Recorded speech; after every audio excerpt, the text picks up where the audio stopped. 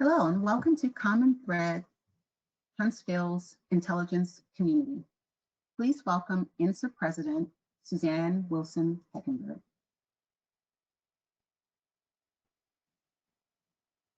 Good afternoon. Thank you for joining us for today's program. We have an incredible lineup of speakers ready to discuss key mission priorities and areas of opportunity in Huntsville, Alabama. Before we begin, let me make a couple of housekeeping notes. If you have questions, please submit them through the question box on the right side of your screen. Feel free to include both your name and your organization. We have nearly 500 attendees and we'll do our best to get to your questions. We are pleased to welcome members of the press to the program today. As a reminder, this is on the record and being recorded and will be posted on our website early next week. And finally, I would like to thank our sponsors, AWS, Dell, GDIT, Guidehouse, Hexacon US Federal, Jacobs, Leidos, Mantech, and SAIC for their critical support of this program. We could not deliver this kind of expert insight without the support of our partners. Now, to introduce our keynote, I am pleased to welcome Eric Berkowitz, a partner for Guidehouse's National Security segment. Eric, over to you. Thank you, Suzanne. I'd like to thank INSA for producing these vital conversations that connect our intelligence community colleagues locally and across the country. Guidehouse has supported INSA in their drive for increased public-private partnership for the IFC for over a decade. At Guidehouse, we focus on supporting and facilitating the intersection between cybersecurity, intelligence programs, and optimizing mission operations for the intelligence community. We are extremely excited to be a part of the FBI and INSA's continued investment and involvement in the Huntsville community. Now it is my privilege to introduce today's keynote speaker. Tanya Ugeritz is the Deputy Assistant Director in the FBI Cyber Division, where she oversees national level cyber policy, analysis of cyber criminal national security threats, and partner engagement. Previously, she spent 3 years as the first director of ODNI's Cyber Threat Intelligence Integration Center, which is a multi-agency center that builds understanding of foreign cyber threats to U.S. national interests. Ms. Ugeritz has served in various leadership roles at the FBI and other agencies, including joint duty assignments with CIA, Customs and Border Protection, and the National Intelligence Council. She's received the National Intelligence Distinguished Service Medal from ODNI and the Director's Award for exceptionally meritorious service from the National Counterterrorism Center. With that, thank you greatly for your time today, Tanya, and welcome. Thank you so much. I want to thank you, Eric, Suzanne, and INSA for the invitation to speak with you today. You know, I think like everyone, I miss going to INSA events in person, but I'm really glad to have the opportunity to speak with you here virtually as well, and especially on such an exciting topic that brings together a few different things that are happening in the FBI right now that really make us excited for the future. Next slide, please. So the FBI has a history of innovation, especially for an organization that's been around for 116 years. Our very creation was an innovation, and continuing that tradition is a really key priority for us and for our director. So when we look at Huntsville and what it represents for us in terms of opportunities, there's really a lot to be excited about. We've actually had a presence at Redstone Arsenal in Huntsville since the early 1970s. That started with our FBI Hazardous Devices School.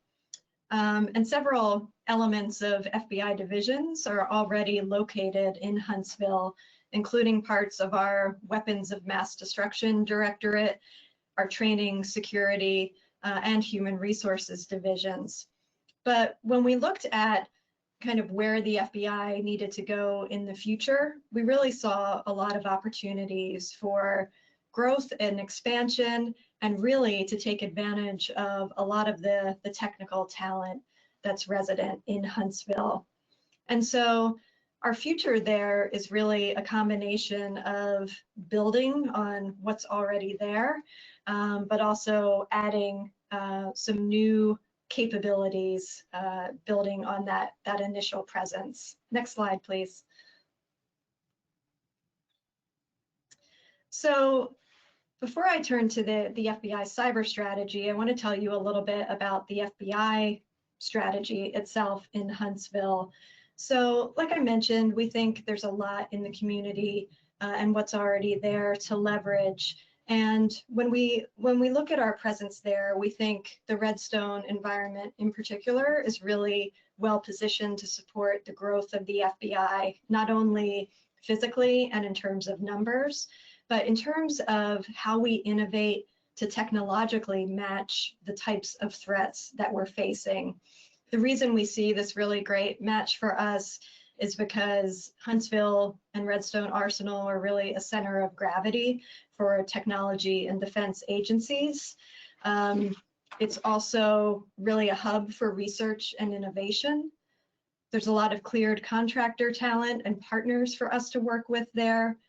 And it's really a center of investment for us in future technology talent. I know that Huntsville is known to have the second highest concentration of PhDs in the country, as well as the second highest concentration of high-tech workers. So I mentioned a couple of the different ways that the FBI is looking to leverage this. Part of this is just diversifying our physical presence and our workforce. We're moving some functions out of the National Capital Region in order to enhance our resiliency and our continuity of operations.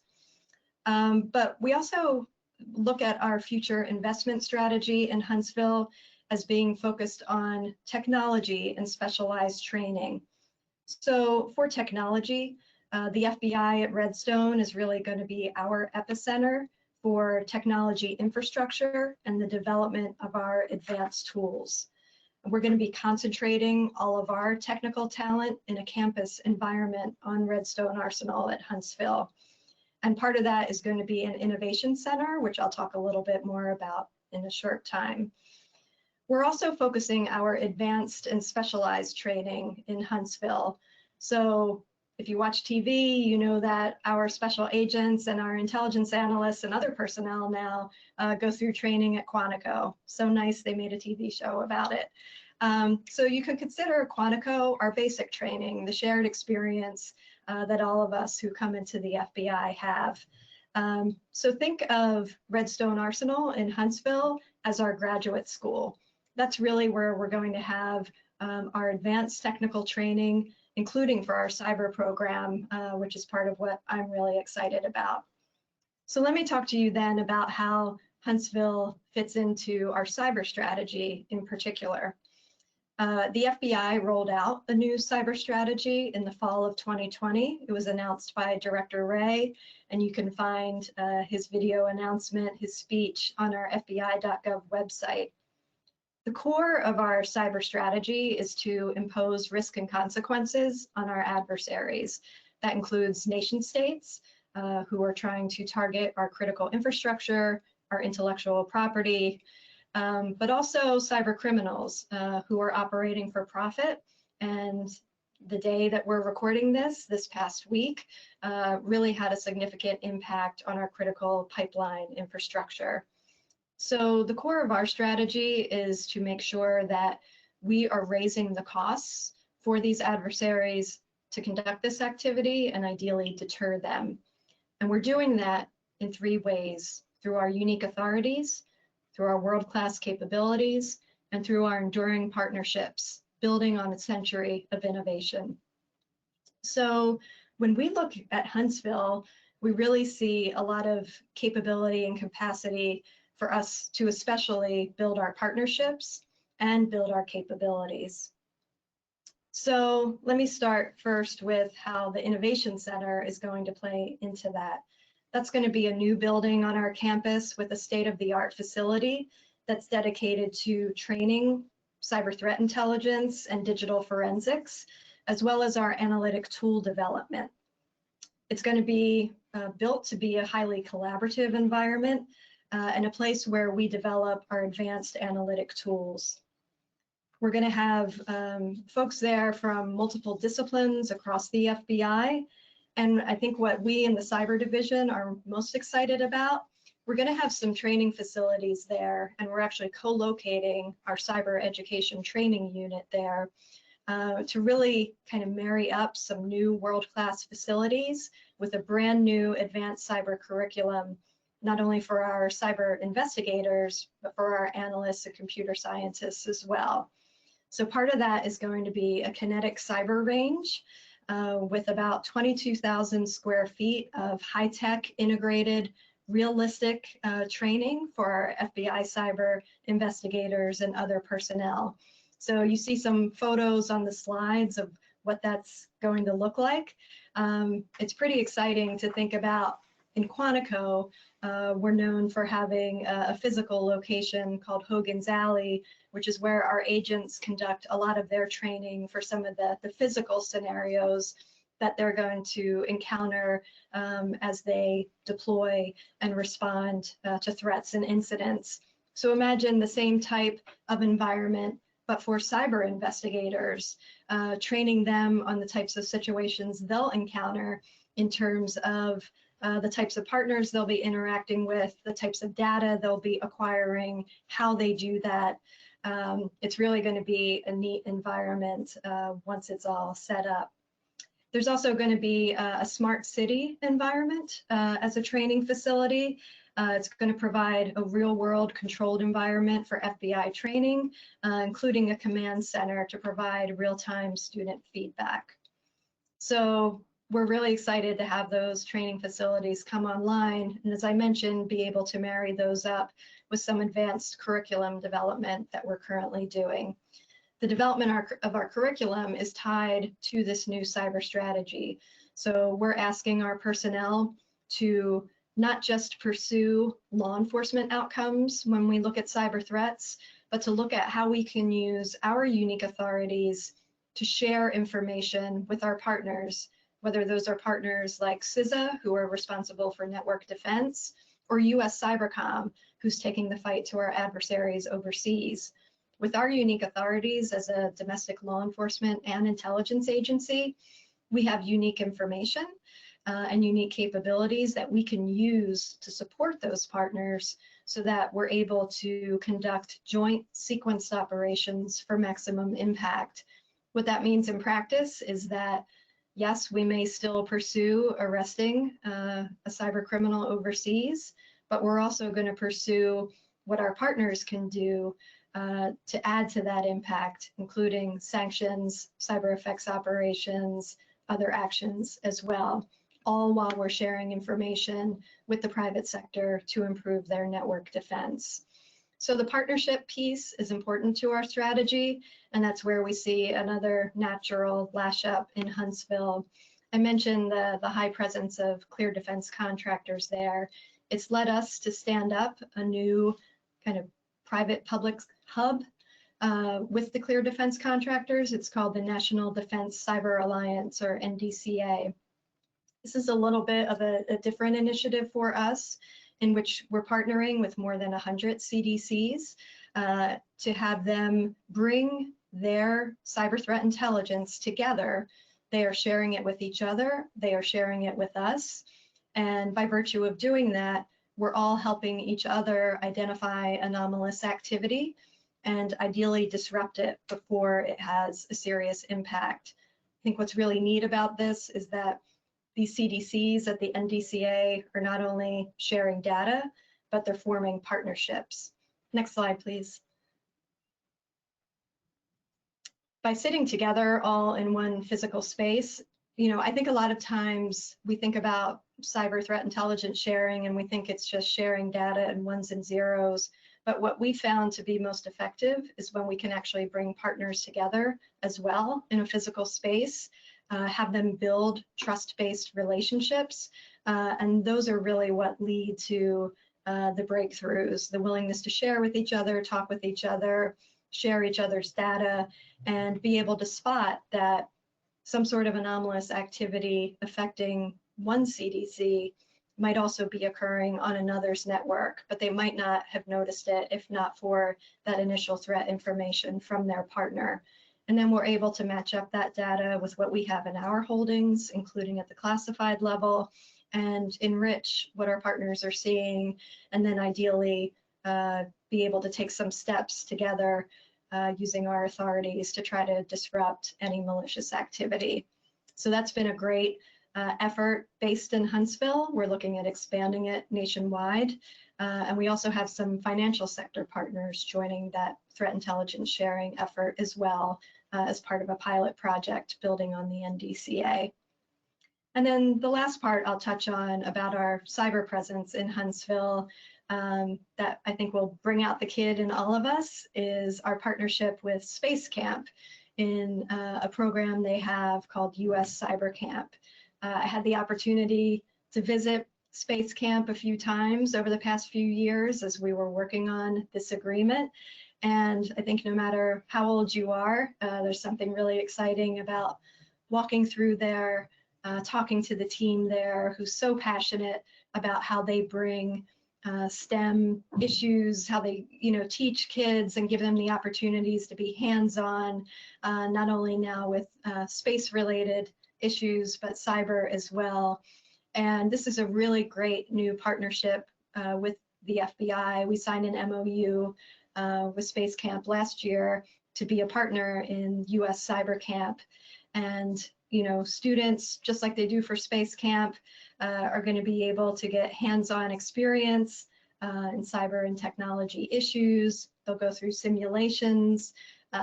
When our training facility is complete on Redstone Arsenal, the cyber campers will be able to come over to our facility. And I think the really neat moment will be when they see that the things that they were doing at Cyber Camp, the environment that they're in looks the same as what's in our facility over on Redstone Arsenal, so that hopefully they mentally make that connection, that this thing I really had fun doing in my week at Cyber Camp is something that I could pursue doing as a career with the FBI. So that's just a kind of a snapshot of where the FBI overall and our cyber division in particular are headed in terms of some of the things we're working on in Huntsville.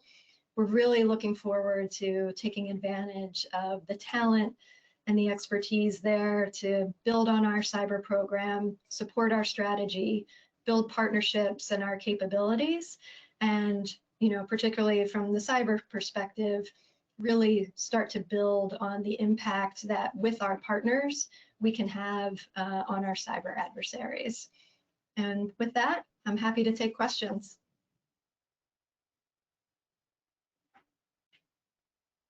Thank you, Tanya. So thank you also for just setting the scene for the Huntsville community for our panel following our conversation this afternoon. So I love the way you described Cyber Camp and how it has been even more promising with the MOU with the FBI. I'm curious, is the Cyber Camp only available for kids, or when INSA travels to Huntsville in person in 2022, are there opportunities for adults to take advantage of the resources there? That's a great question. All of our conversations so far have been focused on the kids, especially as we try to grow, tech talent for the future.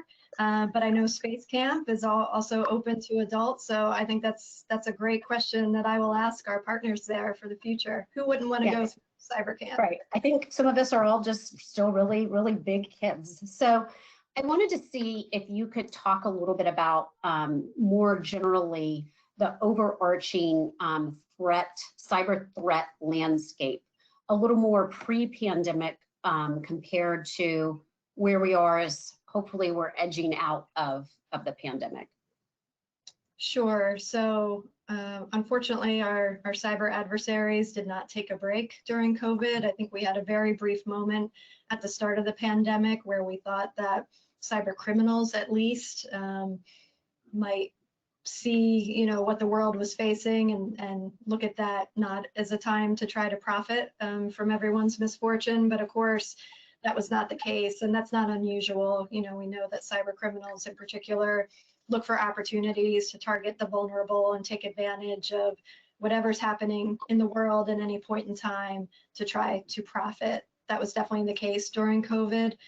We saw a real increase in COVID-related fraud schemes, the really rapid shift to telework and online schooling and the movement of our entire lives online just opened up new vulnerabilities for cyber criminals to exploit. And unfortunately, for many of us, that quick move online wasn't accompanied by cybersecurity measures as well.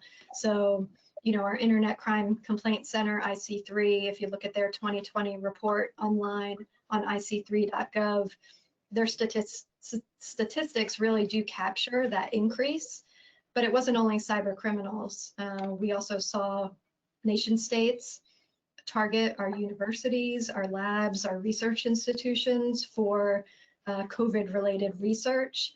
And first out of the gate with that was China, really, targeting those labs and institutions that had made public announcements about their work on COVID research. And we saw instances where that was very quickly followed by specific targeting by Chinese cyber actors, to the point that we and CISA took an unusual step for us, which was to issue a public service announcement last May calling out that activity.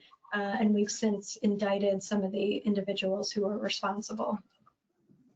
So I'm glad you mentioned IC3. I have a question here from Jetta Breslow, and Jetta wants to know, what is IC3? So IC3 is our Internet Crime Complaint Center. It actually just celebrated its 20th anniversary last year, which I think it's hard for some of us to believe that we've been dealing with internet crime that long, but sadly we have. And it's really a central repository where the public can report instances of internet crime that they experience. You go to ic3.gov, you fill out a form, and I think what's most neat about it is that that form doesn't just go kind of into the ether.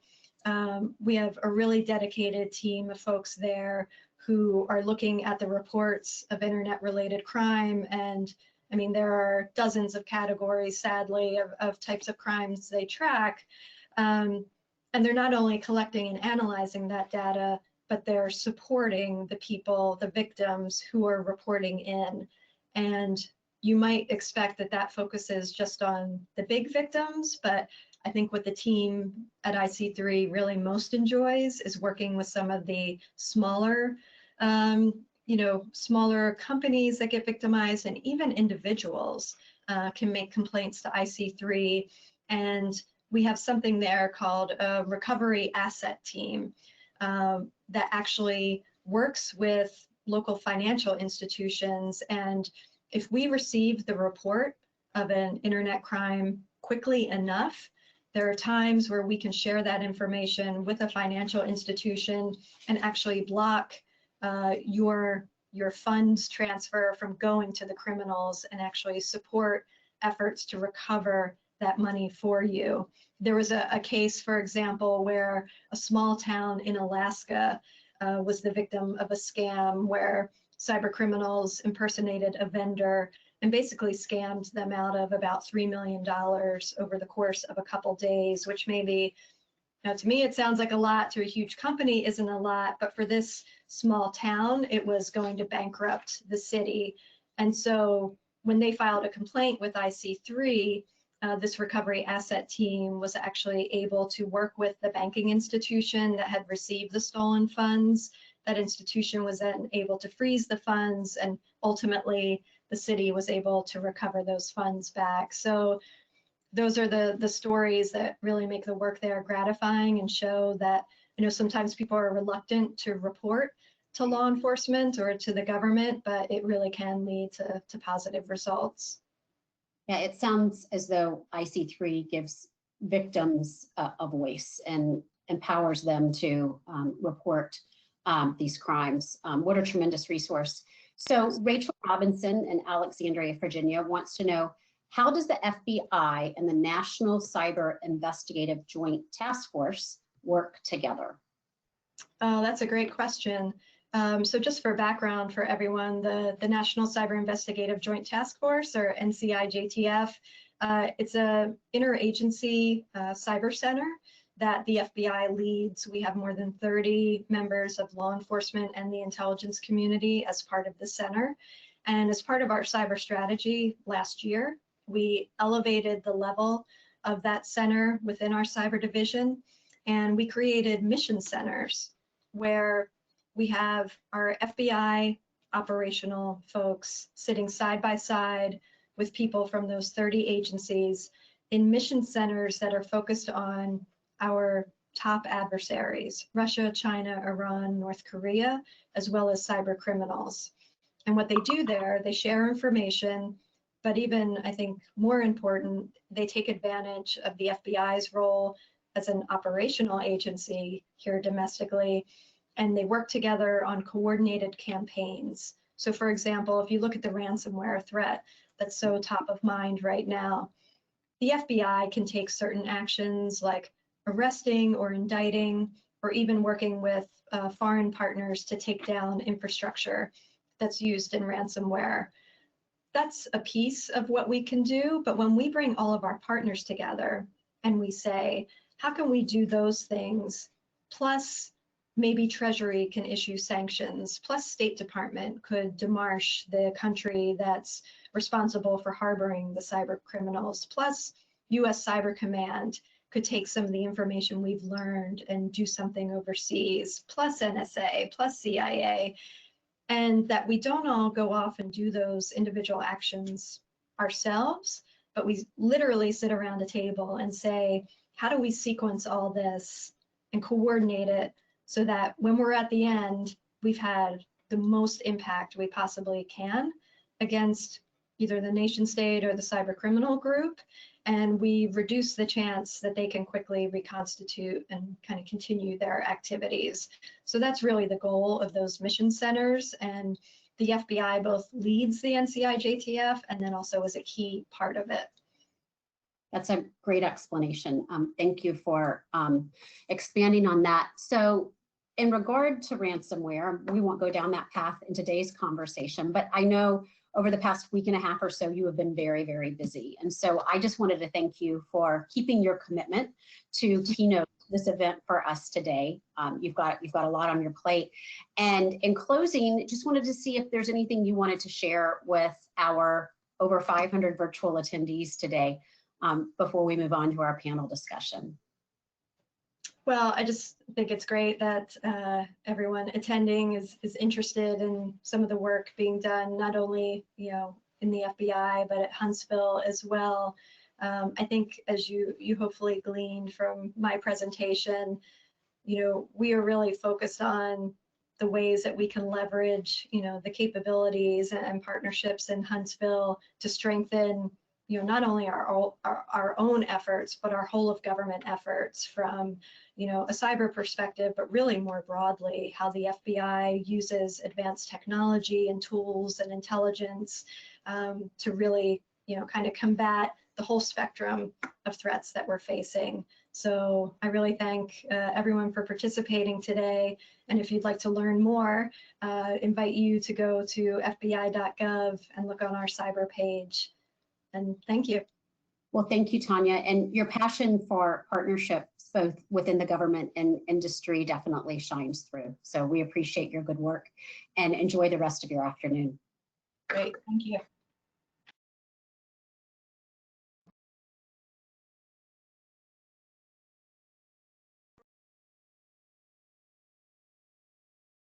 And now it is my pleasure to introduce Troy Walker, who is the Executive Director of Business Development for Mantech. Troy will be introducing our moderator for our panel discussion. Troy, the stage is yours.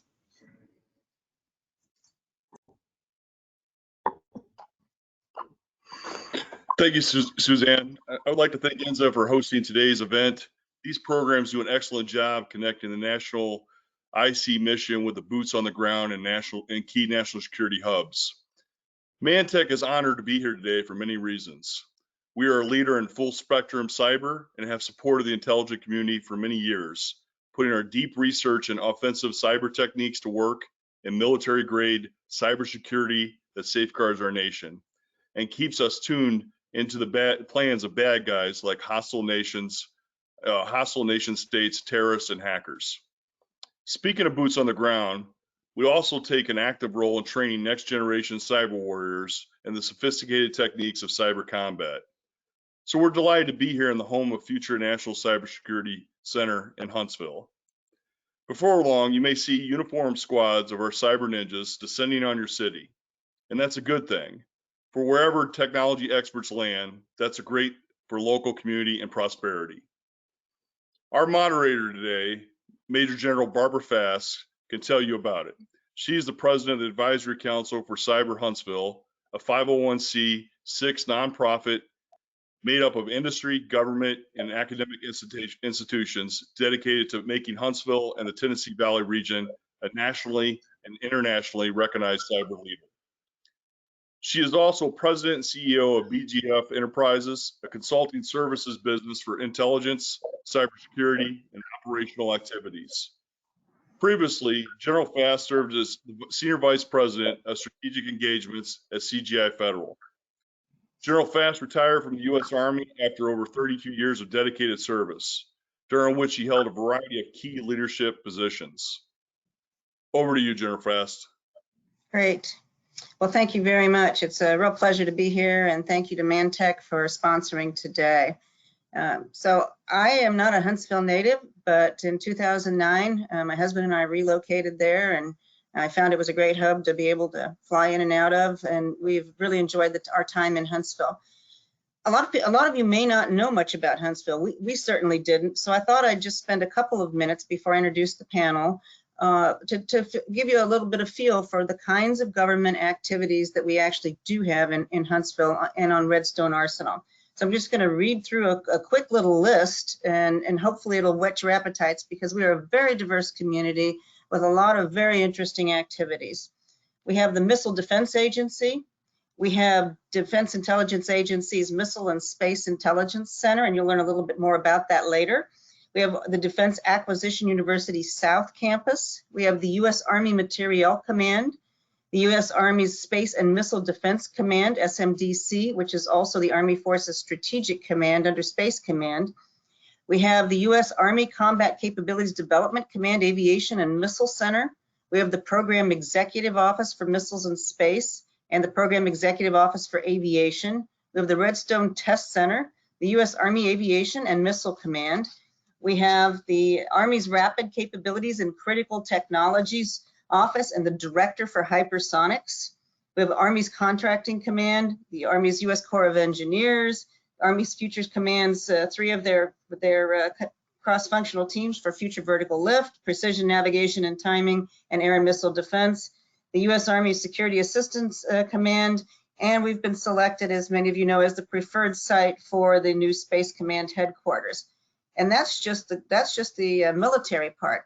On the civilian side, we have NASA's Marshall Space Flight Center, which is really where we cut our teeth when Werner von Braun came to Huntsville, was brought to Huntsville to start up the United States space and missile programs. The FBI, which you've heard about already from Tanya, and which you'll hear a little bit more about. The Bureau of Alcohol, Tobacco, Firearms, and Explosives. So it's a whole wide variety of activities that we have. Additionally, you heard Tanya talk about the U.S. Space and Rocket Center with the Cyber Camp, which I will answer right now. We do not have classes or courses for adults. We're in about our 3rd year of starting that up, but it is open to kids from all over the United States, and they come internationally even, although not currently to Cyber Camp, but to Space Camp, Avionics Camp, and Robotics Camp. And we also teach teachers about cyber as well there. And we've just begun our Alabama School of Science, Cyber Technology and Engineering. It's a magnet school that's for students in Alabama. It will grow out to be a 7th through 12th grade boarding and in-person school. And as you can imagine, it really is the first in the nation. We're blessed with a lot of industry. You'll see some of them today. You've seen all of those who are sponsors have a presence in Huntsville. And we've got a lot of little business companies like Radiance Technologies or Intuitive Research that do a lot in the community and other places as well. So we're very blessed with a wide variety of industry. And finally, we have 3 major universities that are headquartered right there in Huntsville. So lots of opportunities academically, either through academic programs or through grants that they get through the government. So that's a little bit about Huntsville that hopefully has whet your appetite. And at this point, I'd like to introduce the panelists. We have Kimberly King. Kimberly is the director of the Missile and Space Intelligence Center, which is a part of DIA. And so she joins us today. We have Jason Fickett, the FBI's Cyber Division Section Chief. We have Marcus Sachs, who is the Deputy Director for Research, McCrary Institute for Cyber and Critical Infrastructure Security for Auburn University. And bringing us up and batting cleanup, we have Luke James, the Senior Regional Director for SAIC. And so in the interest of time, what I'd like to do is just turn it right over to each of them and let them introduce themselves to you and tell you a little bit about their organization and what they do in Huntsville. And so Kim, over to you first. Thank you.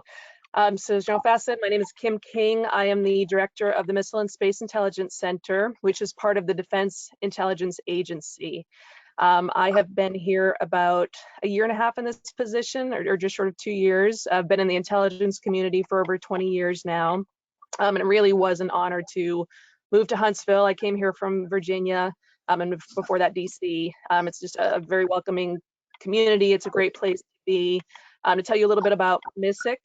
So this is a component of DIA, which is headquartered in Washington, DC. We have about 450 military and civilians, plus a contractor workforce here at MISIC. And our mission area is analysis of foreign weapons systems. So we have a very specific portfolio that we look at that includes ATGMs, it includes short-range surface-to-air missiles. It includes systems that fire from ground into air or space, longer-range ballistic missiles up to about 1,000 kilometers, and then the associated command and control. So that's what we're doing here. In our history, Werner von Braun was mentioned a minute ago. Our history actually dates back to von Braun, where he stood up an organization to look at foreign missile systems under the Department of the Army. That was the predecessor organization to MISIC. And our claim to fame was doing the technical analysis during the Cuban Missile Crisis. The names changed a few times, but the work is the same. We moved from the Department of the Army in 1992 under the Defense Intelligence Agency, but our analysts are still working that critical mission, keeping Americans safe and protecting our national security. Thank you. Great, thanks for that quick rundown, Kim. Now I'd like to introduce you to Jason Fickett, and Jason, over to you. Hey, thank you, Barb, and thank you everybody for having me with the panel here today. As Barb said, I'm the section chief in Cyber Division. I've been here now for almost a year, and I'm also, Barb, I'm a recovering intel officer, though not in the Army uniform, in the Navy uniform. So as the section chief in cyber, I own a number of different programs, but I think what's pertinent to the audience today and as it relates to Huntsville is I've got the training program for the FBI enterprise. And as Tanya said here just a few moments ago, we look at the cyber mission. The focus of our cyber mission is impose risk and consequences on our cyber adversaries. We do that through 3 different areas: enduring partnerships, world-class capabilities, and unique authorities. For me and for what I own, it's that world-class capabilities that's the most important, and that's what really ties us down to what we're doing in Huntsville and what we're rolling into over the next couple of fiscal years. So when you look at world-class capability, we talk about world-class cyber investigative capabilities, and there's really a couple of different areas that allow us to do that. First and foremost is people. Second is training, and third is technology and tools. Of those 3, the first 2 are most applicable to what I own in my section. So if we look at people first, the FBI has a long and rich history of having very good investigators. We've demonstrated over 100 years of doing the work that we do, and I think it's some of the best investigators you're going to find, not only in the US, but in the world. We've brought down major organizations, international terrorism, domestic terrorism, counterintelligence. We've done it in organized crime. And over the last 10, 15 years, we've pivoted hard towards cyber with a focus on both the national security threat, as Tanya referenced, but also that cyber criminal threat. That threat is ever present, and it's hitting us from all vectors. And so we at the FBI believe that having the right people is the most important part of doing this. But once we have those people in place, we got to make sure that training, and this is what brings me to Huntsville. if training is going to be right, we have to have a couple things. One is making sure that that is not just focused on technical acumen, but more on the investigative piece. The FBI is an attribution organization. We're not someone that just needs to admire the threat. We need to understand what the threat is and then drive towards that attribution piece and work with our partnerships on that. In that space, though, we have to have the right training environment, and that's what Huntsville is providing us. And Tanya referenced the innovation center that's being built down there, along with the kinetic cyber range and the smart city. It's breaking ground now, It's going to be done in the spring of 24. And when it's done, I see this as the epicenter, as Tanya said, or the center of gravity for all things cyber. I think one of the things that Tanya said that was really accurate is if you look at Quantico and Hogan's Alley, which many people are familiar with it, that's really your basic training, maybe your bachelor's program. But when you look at what's going to happen down there, that's our master's program, our advanced. And we're in the process now of developing some very advanced training focused on those people that are assigned to our cyber programs across our 56 field offices. A lot of our men and women have a cyber background, but they don't have the investigative scope, dealing with international situations, dealing with the U.S. Attorney's Office, dealing with judicial partners outside the scope of the U.S. government, and bringing that into play, team that up with that acumen so that we can drive towards those imposing risk and consequences. That's just a quick summary of what we are and what we're doing down there. And I think I've hit my 5-minute limit, so I'll stop now and let everybody else have a chance. But again, I'm really happy to be here, and I look forward to any questions everyone has afterwards. Great, and hopefully we will get some questions from the audience. Otherwise, you'll be explaining once again what you do. So that was great. Next, I'd like to introduce Marcus Sachs. Mark and I've known each other for a number of years from working together in FCA, and he's had just a very long history from the military to civilian life, and I think it was Verizon, and then to the NERC, and now you're at Auburn. So tell us a little bit about Auburn and Huntsville, Mark.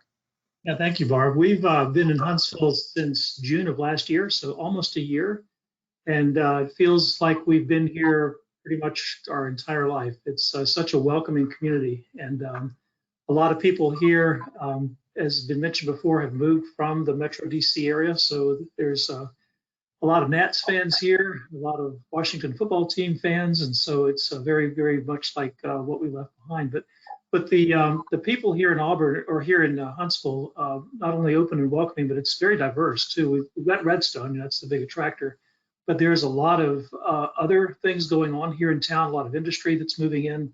The Huntsville Research Center, which I'm part of, that's sponsored by Auburn, pretty much works with nearly all the agencies and the groups that you mentioned early on that are on Redstone, including FBI and NASA and all the Army systems and so forth. We've, because of the way the state education system is set up, Auburn, which is about 200 miles south of here, in the town of Auburn, which is right across the river from Columbus, Georgia. Can't teach classes here because we've already got universities here that do that, but we can do research and we can do things with the community, and we also reach out to prospective students and stuff as well, so that we make sure of not only students who are from Alabama that would like to get engineering degrees here in Alabama can go to Auburn, but we also provide employment for graduates coming out of Auburn. So the largest concentration of Auburn engineers is right here, as you could probably imagine, who want to stay in the state and gravitate up here towards Huntsville because there's so many opportunities. So we, the McCrary Institute, which is what I'm part of at Auburn, is laser focused on Homeland Security and cybersecurity. We're in 3 locations on the campus down in Auburn, Alabama, here in Huntsville, Alabama, and also up in Washington, D.C. And we look at the policy side of the DC gang. We do the research and educational development thinking here. And then on campus, we work closely with the academic side of the students and working directly with the engineering school and the computer science schools. We're also kind of digging into some new areas when it comes to Homeland Security. Most of the focus has been on the key critical infrastructures we're very aware of, like the power grid and chemical and gas and oil and so forth. One of the ones that hasn't really been dug into deeply is food and agriculture. And this is something where Auburn is very interested in, being a land grant college and having extension offices across the state and a big involvement in agriculture. This is an opportunity for us. We'll be working this both here in Huntsville and in Auburn to take a really deep look at what can we do for cybersecurity for farming and agriculture, poultry, food distribution, so forth. We feel this is a pretty big unmet need, and we've got a lot of talent here in Huntsville that can bring that into play, plus having law enforcement coming in through the FBI and others. So that's kind of an interesting future greenfield for us, in addition to all the new things that are coming here to Auburn that are very space related, high tech related, and lots of really neat industries. So I could talk forever about Huntsville, what a great place we have here, and look forward to the Q&A as we move forward. Thanks, Mark. And I'd like to now ask Luke James to give us some perspective on industry and, what's it like in Huntsville for industry, and what does industry do, and what does SAIC do in Huntsville? Yes, ma'am. Thank you. I'm thrilled to be part of this panel. I moved my family down here in 2018. I was born and raised in Northern Virginia. I was born in Bethesda Naval Hospital, and then raised in Arlington. And graduated from the United States Naval Academy. I spent the first part of my career as a Navy pilot, and then the second half of my career at NGA. I was the military executive for Asia Pacific for analysis and production. Then I moved over as we moved into the Springfield facility as their ops center director under Tish Long, and then I ended up as their congressional liaison. After I got out, my family started to look outside of Washington, D.C. where we wanted to live, and we actually made the decision to move down to Huntsville in 2018, sight unseen. My wife and I had never been here. We're not from Alabama. We're not anywhere from, I said, I'm from Virginia. She's from Texas. So, and we actually relocated our family down here July 4th of 2018. We call it our own Independence Day.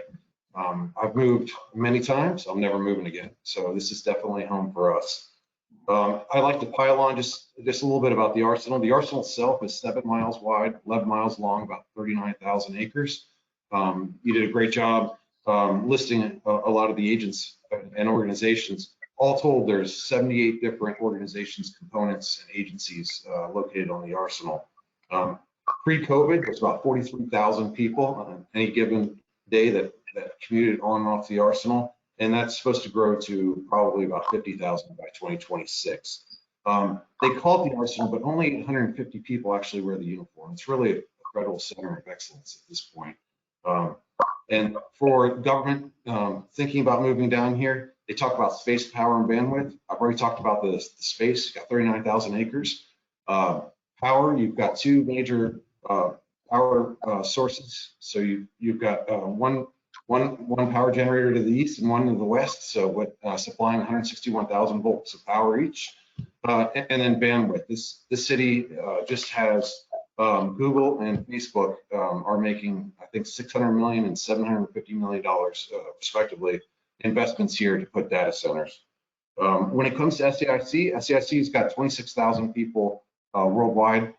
We have 2,800 people. It's our second largest area outside of the NCR here in Huntsville. So it's 11% of our workforce is actually located here. We've been doing business for about 50 years. It's a very collaborative atmosphere. Of those 2,800 people that we have here in Huntsville, 80% are cleared. So, a lot of people say that, there's not a lot of cleared talent in Huntsville. That's not the case. It's just unemployment is very low because business is doing well down here. And then we did a data call this morning I thought was pretty fascinating. Of the business that we do on the arsenal, we don't have a single contract that we're not teamed up with at least one person. We have 795 teammates or vendors that just supply our activities across the arsenal, and 564 of those are listed as small businesses.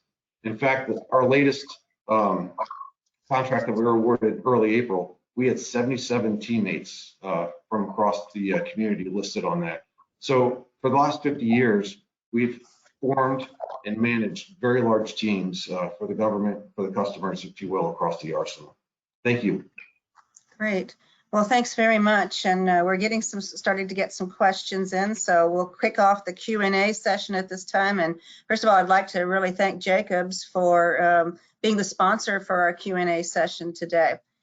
And the first question I'd like to just throw out is, I think to Kim, since you let us off, and I think the question is, do you see this intersection between Intel and cyber, and as it relates to what you're doing at MISIC and in general from your vast DIA experience? Sure, thank you for the question. So for us, that intersection, really is specific to the threat systems that we look at and how cyber is being increasingly employed.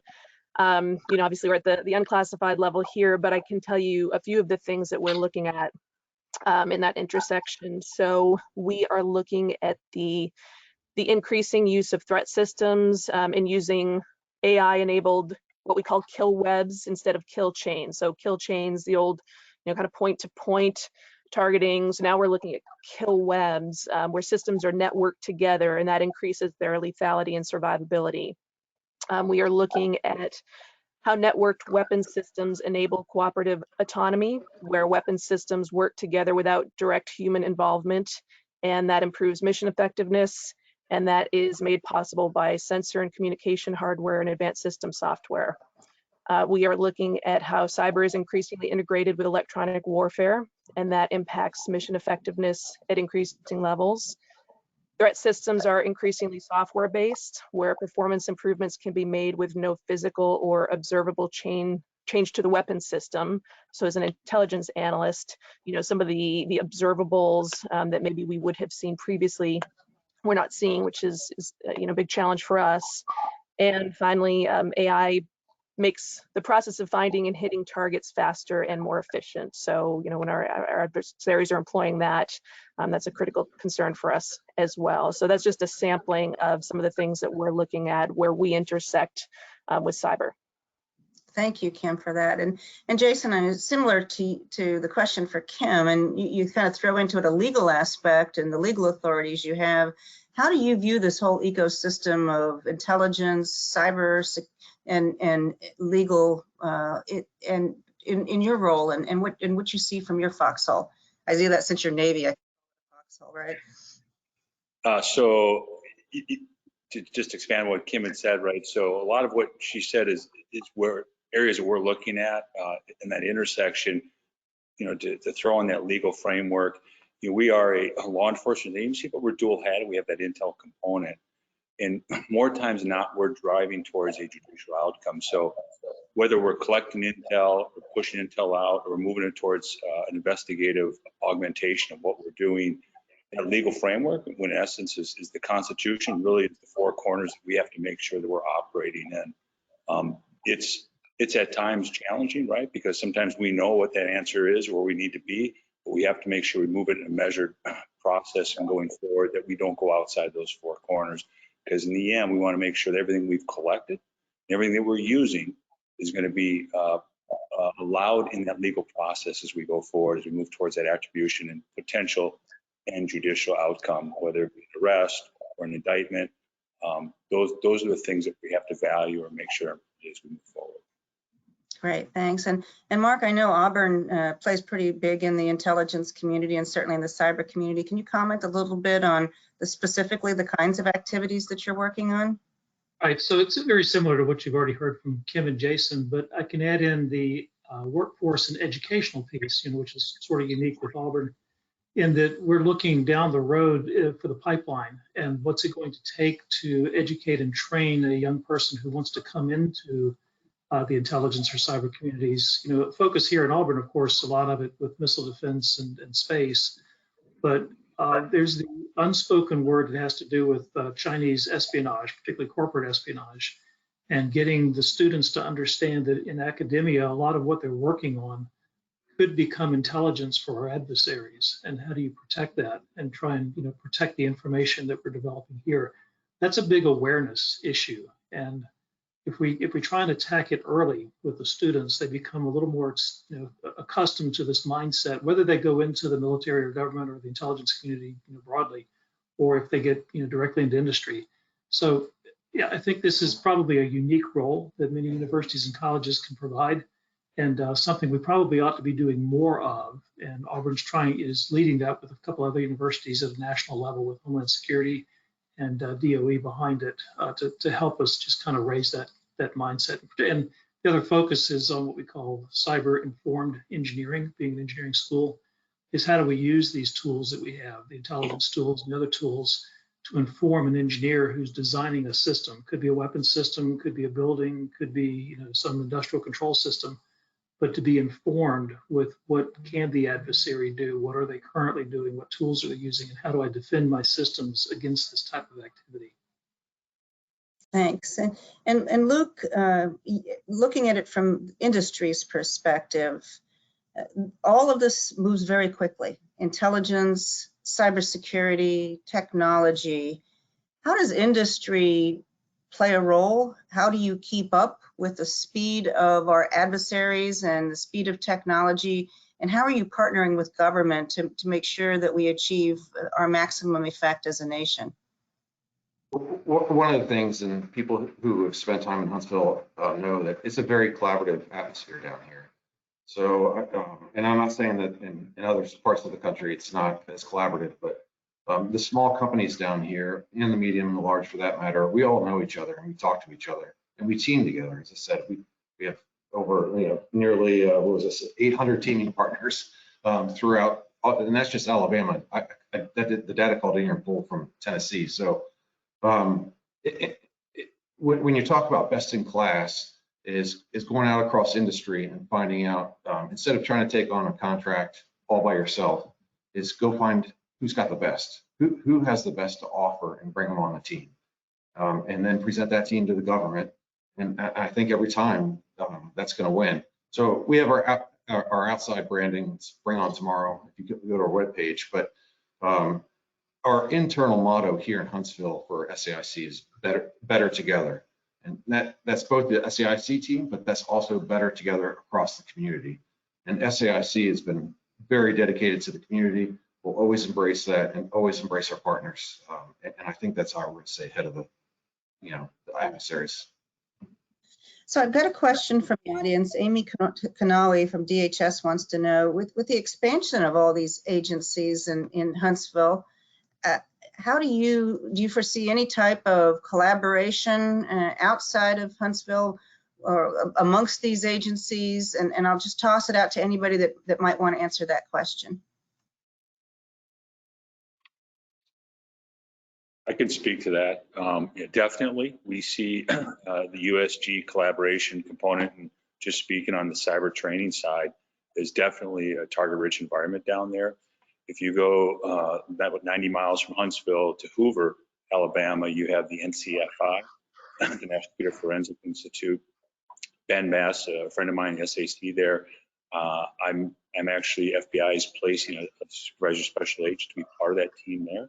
And in fiscal year 22, the Secret Service is going to be placing one of their agents along with our team as a partnership, and making sure that what we're teaching our personnel, they're teaching theirs, and vice versa, and that we also can take that back out to the field and work more in a partner basis, and not just in name, but actually in practice. We're also looking for opportunities in other OGA partners to include DHS and some of the other ones that work more on the national security side. Great. Any other thoughts on that, Kim? Sure, yeah, I'd love to add to that one.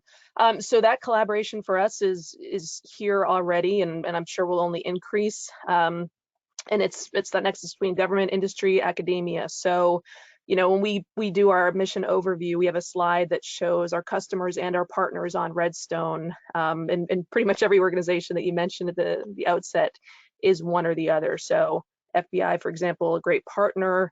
Other organizations that are involved, for example, in countermeasure development, we're providing threat information to them to help inform development of the blue systems. So that's engagement across Redstone. We leverage local industry, a lot of local vendors for hard science backgrounds to augment our government workforce. And so those are skill sets that include cyber analysis, modeling and simulation, software development, hardware exploitation, and that's really a critical component of our overall workforce that we couldn't get by without. And then academia. So Auburn University has done projects for us, UAH, and that also provides state-of-the-art capabilities that extend our analytic capabilities. So those are all critical partnerships for us that will continue to grow. Super.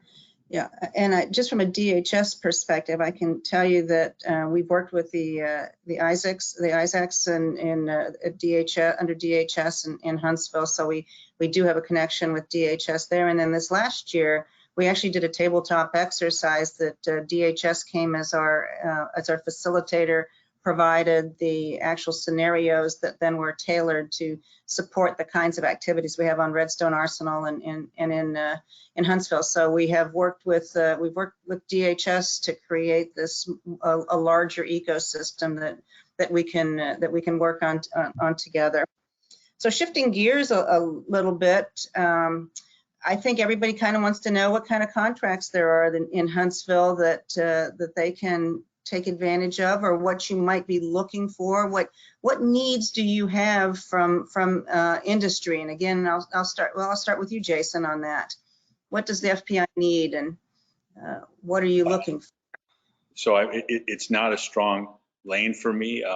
So I've got some information in front of me. I know that we have some existing contracts, and one that's in place is up for recompete, and that's Enterprise Security Operations Center, and that's up for recompete here in the first quarter of the next fiscal year. There are a number of other contracts that will be coming online in 22 and 23 that support the Innovation Center, that are highly focused on cloud and infrastructure support to build on our training. But that still hasn't matured yet, and we're still in that process of figuring out what that looks like. Okay, Kim? Sure. So all of our solicitations are put out on beta.sam.gov. We do have 2 proposals out right now, 2 solicitations. Both allow for teaming agreements. They're listed for 45 days. So if anybody's interested, please check those out. You can also contact, this is kind of how you get in, and then I'll talk about skill sets. We have an Office of Small Business Programs at DIA that's intended to help industry understand DIA and our acquisition process. And they're actually offering a 2-hour briefing on June 10th via Teams, and it's called Introduction to DIA for Small Business. There's an announcement on beta.sam.gov for that. You can also email our small business office at smallbusiness@dotus.mil. And we have conducted some industry days that get advertised on that site as well. In terms of the skills that we're looking at, so mentioned a little bit in terms of the vendors that we currently use, but just broadly, we're looking for hard science backgrounds.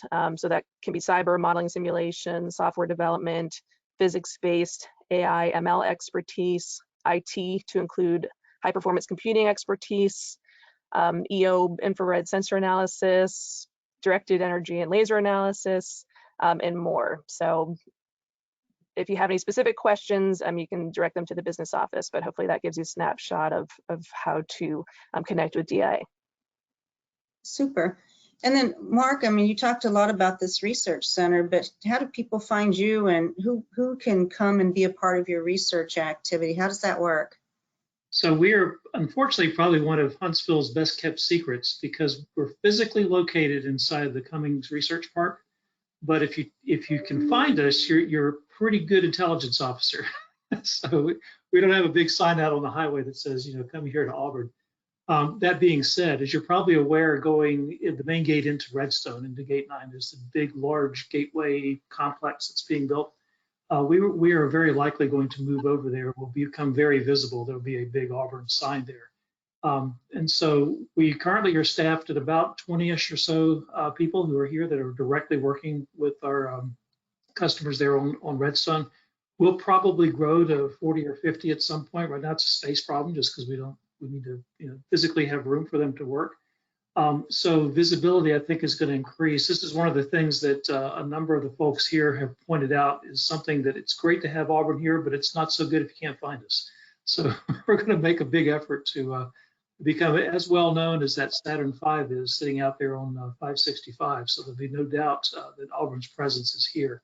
And keep in mind, what I said earlier, we can't build a campus. That's what UAH does, and the other schools that are here. So we can't do the educational piece, but the research and the gateway into what we have done on our campus in Auburn is a huge opportunity for us, and something we're going to capitalize on as the Huntsville area continues to grow. Are you able to talk about any of your research projects? What kind of research projects might you be undertaking? Yeah, well, for me directly, my focus is very heavy on homeland security and workforce development.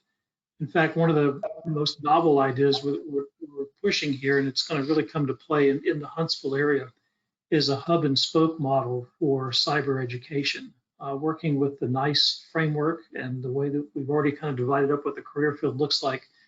Huntsville is going to become one of the hubs for incident response and incident management, which is a key piece. It's not just so much the forensic side and the data collection and analysis and so forth, but if your organization, be it government or private sector or small business, doesn't matter, if you have a ransomware attack or you have some kind of data loss, how you respond to that, what do you do in those first minutes, first hours, and so forth is very, very key.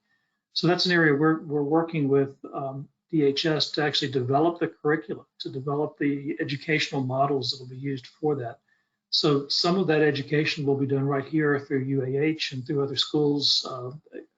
You obviously understand the South and football and Auburn's big competition, being University of Alabama. Well, some of these courses will be taught over in Tuscaloosa. So I was going to ask you how well that's going with Alabama inviting you into their front yard here. Yes, well, and from a competitive landscape, it's pretty neat the way academia works.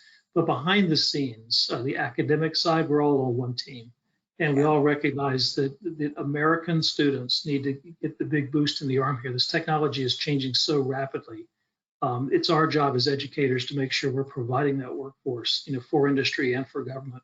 And it starts here, right, where we've got a good nexus of both industry and government that are working on very, very hard problems for us to work closely with them, then bring those requirements back into the educational system and make sure we're producing the new graduates that can fit right into those new positions. Right, and I will say, speaking of education, that I mentioned briefly the Alabama School of Cyber Technology and Engineering, which will be 7th through 12th grade, and we are teamed with all of the university systems in Alabama, who are all members of the trustees. So when you look at how we're structuring education in Huntsville, how we're structuring education in Alabama, it really is a consortium that takes us all the way from at least 7th grade in this case. Through the university. That school is going to be college level or the 4-year level. Yeah, it's going to be as well known as Space Camp and other things. I appreciate all the work you're doing on that. And so, Luke, from an industry perspective, how are we doing at attracting talent, finding the right kind of workforce? Are we bringing people in from outside? Is it hard to come to Huntsville? How are you doing in recruiting and retaining? We do pull across from the country. Said unemployment here is low. So we've had our recruiters, as I said, it's taken them decades now to form those networks. It's not hard to sell Huntsville. If people know about Huntsville, they want to get here. If they've been born and raised here, they want to get back here. And people visiting. So a government agency that's relocating, I'll just put it that way, ran a TDY program for 3 days for many people to try to get the word out. And what they sent out a survey, and on a survey from 0 to 5, it was, what's your perception of Huntsville? And it was a 2.5 or a little bit low, it's like 2.4. After 3 days, when they went back and they filled out that same survey, it was, what's your opinion of Huntsville now that you've been there? It was over 4.5. It only takes 3 days. So for folks that are looking to recruit down here, come down here, move down here, I would suggest just get people on a plane, get down here. You're gonna love it. So no, and to answer the question directly, no, it's not a problem recruiting. It's just establishing those networks. Yeah, and I'll toss this up to all of you. Do you have internships that you offer? We've got quite a few questions from the audience, especially some of our university students, both not just in Alabama but outside of the Huntsville area. Do you have internships, and how do they reach you if you do? So I'll toss that up. So yes, we do for DIA, and we have positions in Huntsville, but elsewhere in the DIA enterprise, so in the DC area. And it's a wide variety. So we have summer internships, we have academic year internships, co-op programs that are full-time for 6 months at the undergrad and graduate level. And there's even a program where you can come on for a year full-time as an intern. You get great experience, you get a security clearance, which is always a valuable commodity. And to find those positions, they're on our dia.mil homepage under the careers and internships tab.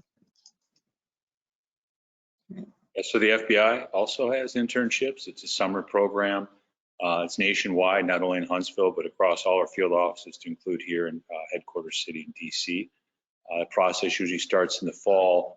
And it's a little bit longer than your typical internship because every intern goes through a security clearance to get a TSSCI in the back end.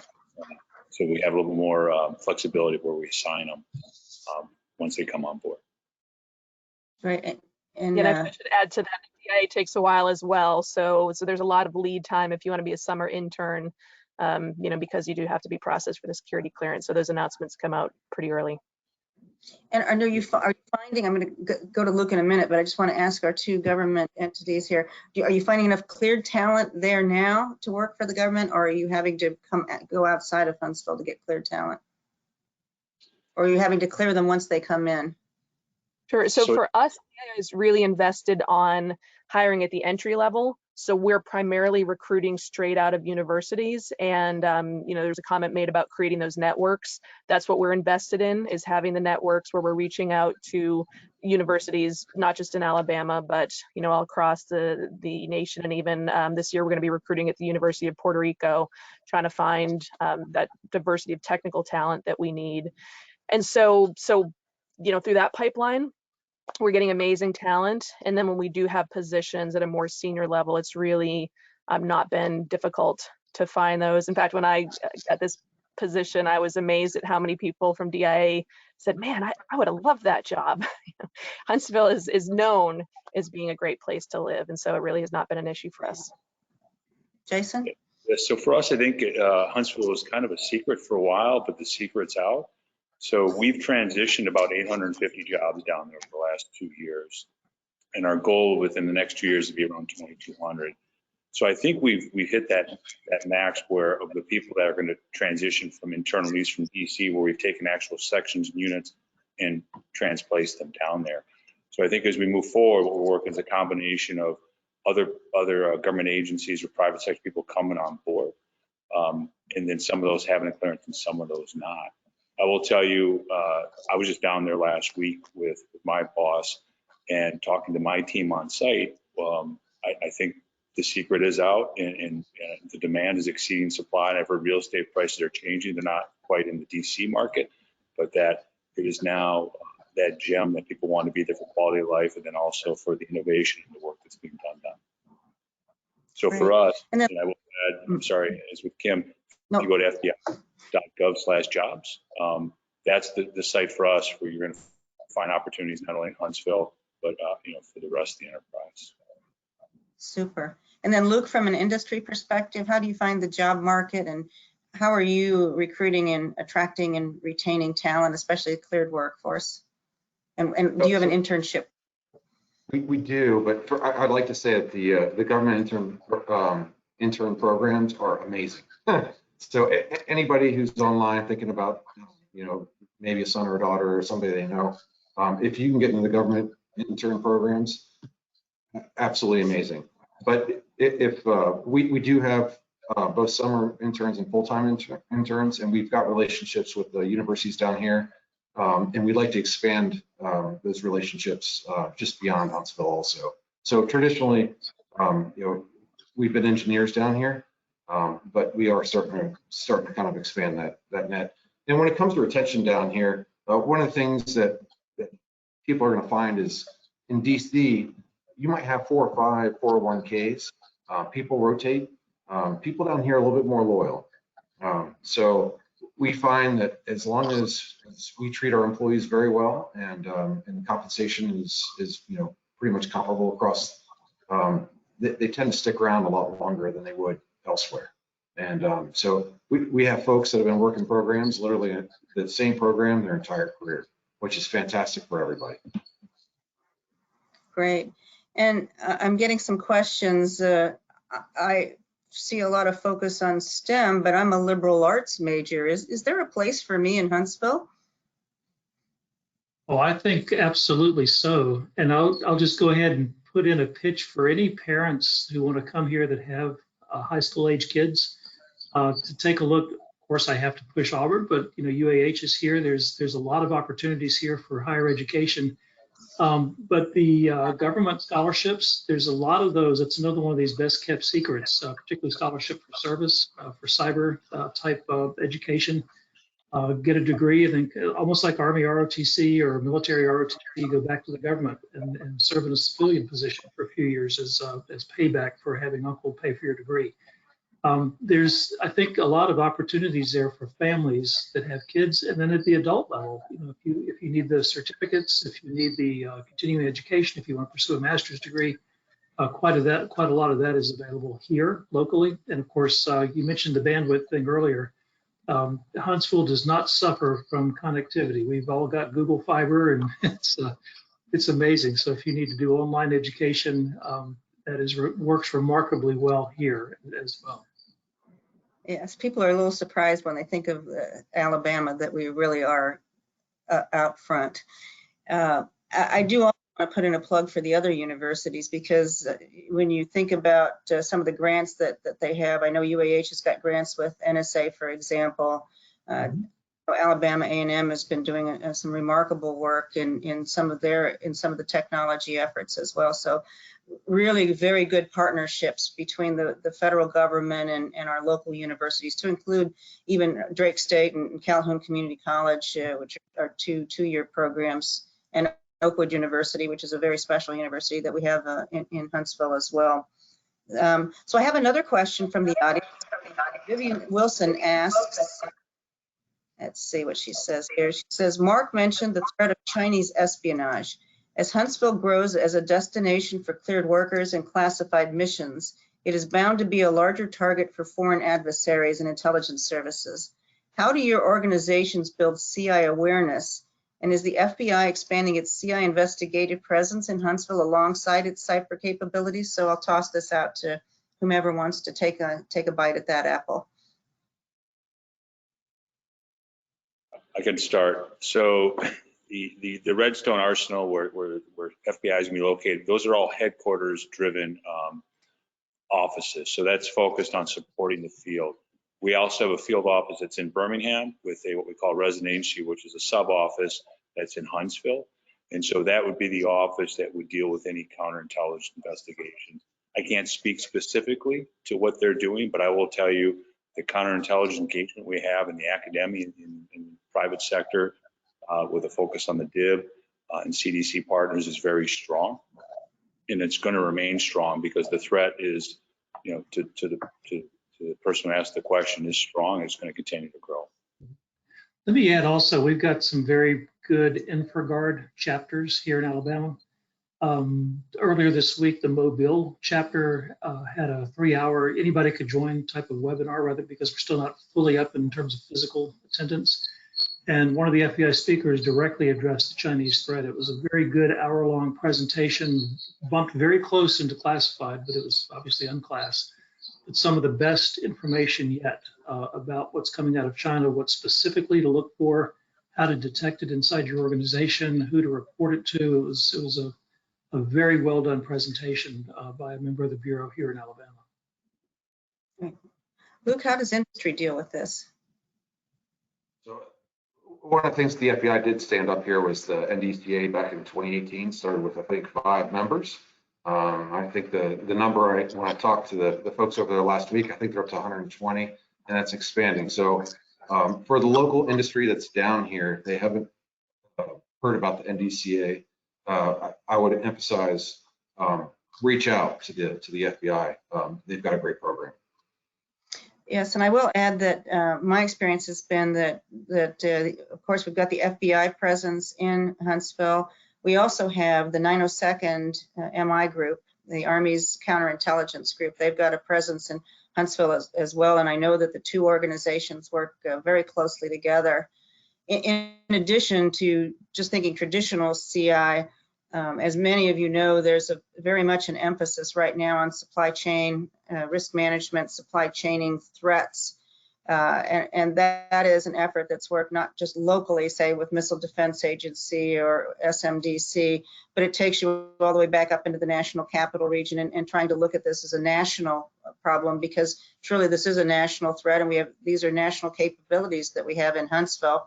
And so it is a consortium of interested parties between all of the national intelligence agencies, the FBI and others who have capabilities that are working on the whole of our supply chain for some of our most precious assets that we have.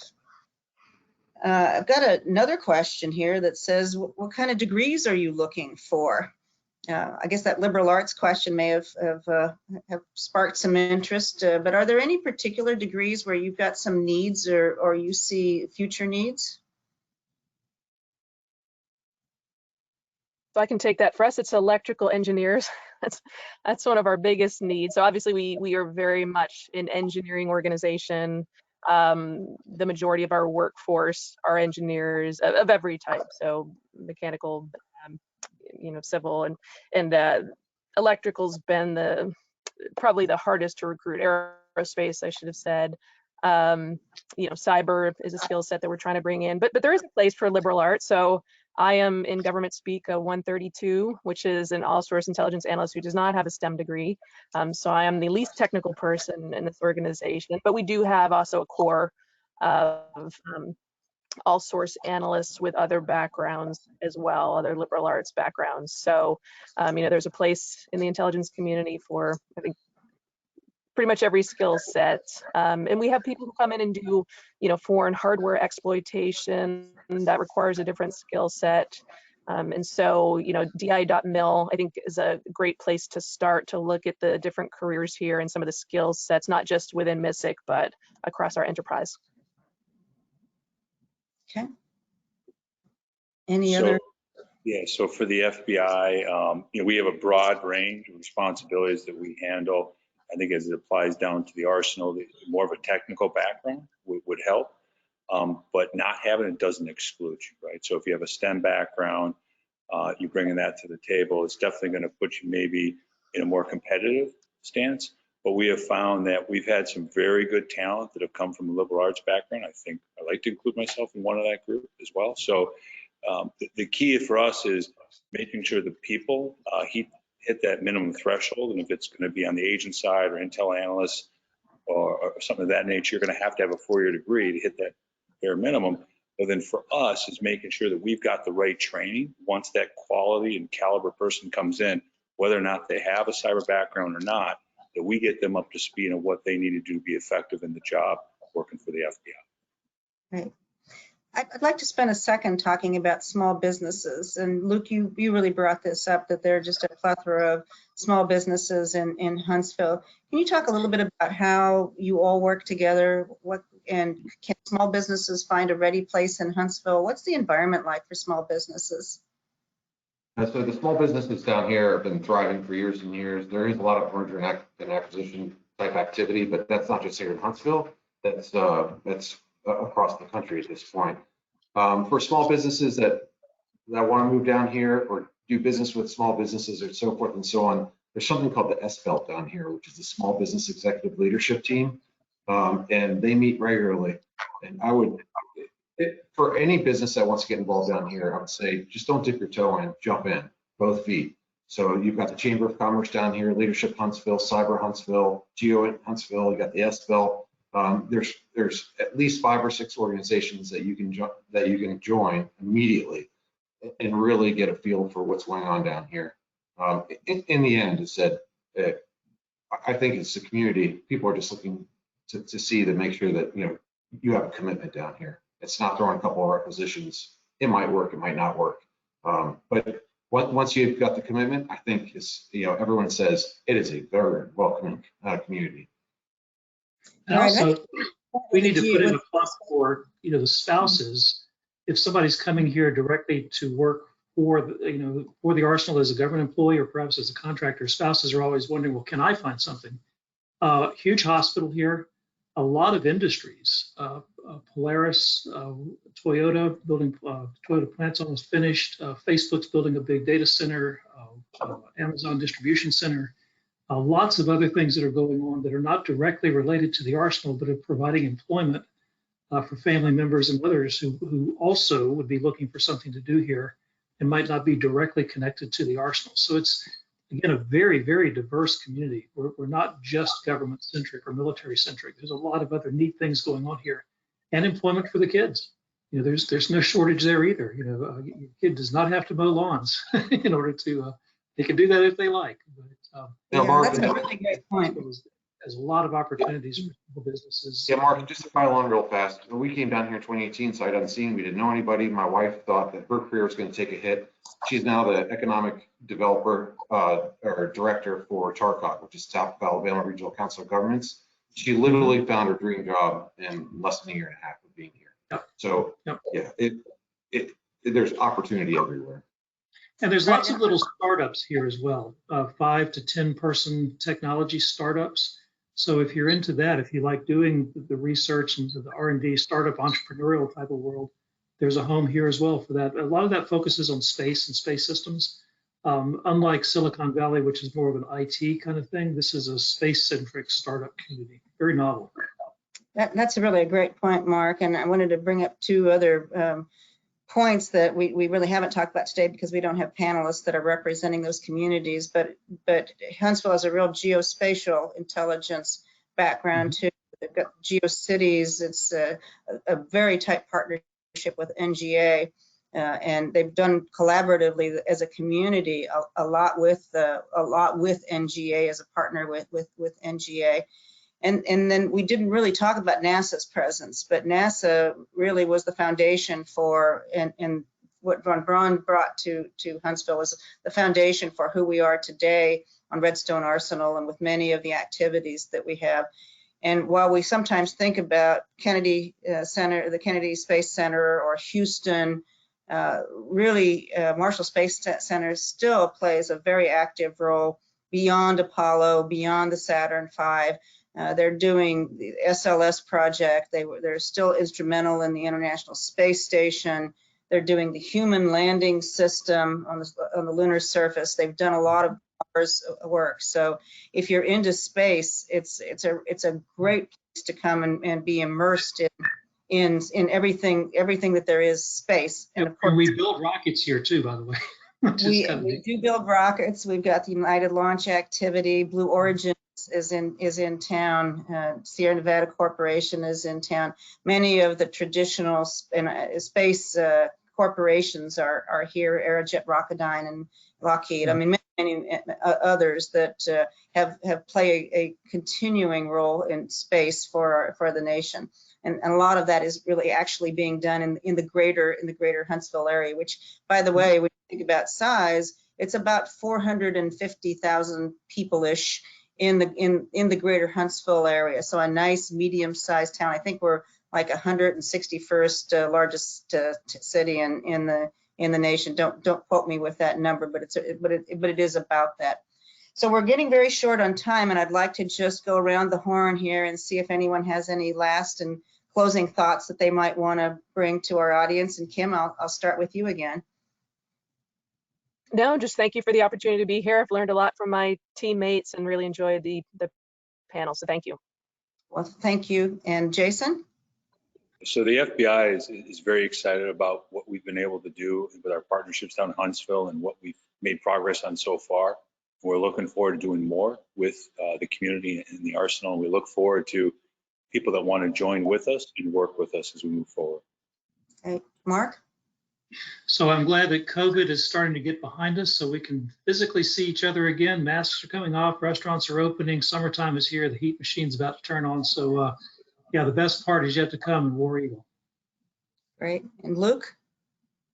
Yes, ma'am. I said, I'm thrilled to talk about Huntsville. The last piece is that, probably the most important thing is infrastructure. And infrastructure doesn't mean buildings, it's people. And down here, you've got an extraordinarily educated workforce ready to go. They're already performing and it's only getting better. So the infrastructure down here is top notch. Thank you. Very true. And I just will say that that the Huntsville area has been able to manage through COVID with a lot of remote workforce, whether even in places like Mystic, which you think are highly classified, and the work is, but they've been able to do a great job in this COVID environment. Industry, the same, and I'm sure with FBI and our university systems as well. So I want to thank all of our panelists for being a part of this effort today, including Tanya, our keynote speaker. I want to thank once again Jacobs for providing the Q&A session, for sponsoring it. And Suzanne, I turn this back over to you, ma'am. Great. Well, thank you, Barb, and to all of our panelists. I'm going to fly through my closing remarks because I'm going home and I'm packing my bag and I'm headed to Huntsville. So it sounds like with all the infrastructure there and the development that it's a great place to be. So I appreciate everybody sharing their insights about the community. We did cover a lot of ground here, and I think it's pretty clear why Huntsville is considered the innovation hub of the South. For all of you watching online with over 500 registrants, thank you for taking the time to join us today. And of course, thank you to our sponsors, AWS, Dell, GDIT, Guidehouse, Hexacon, US Federal, Jacobs, Leidos, Mantech, Radiance Technologies, and SAIC. In addition, a special thanks to Cyber Huntsville for their support of today's program. And we have a couple of upcoming events. I wanted to mention our 8A Showcase. This is an inaugural event for INSA on June 8th and 9th. And then on June 16th, we'll be hosting Director of NRO, Dr. Chris Scalise, for a leadership luncheon. We have many more announcements coming in the days ahead, so please check out our website. And today's program will be on our website towards the end of the week if you'd like to watch it again or share with friends. And when I'm done talking, a short survey will pop up on your screen. Please take a moment, fill it out, and submit it. Stay safe and stay healthy, and enjoy the rest of your afternoon.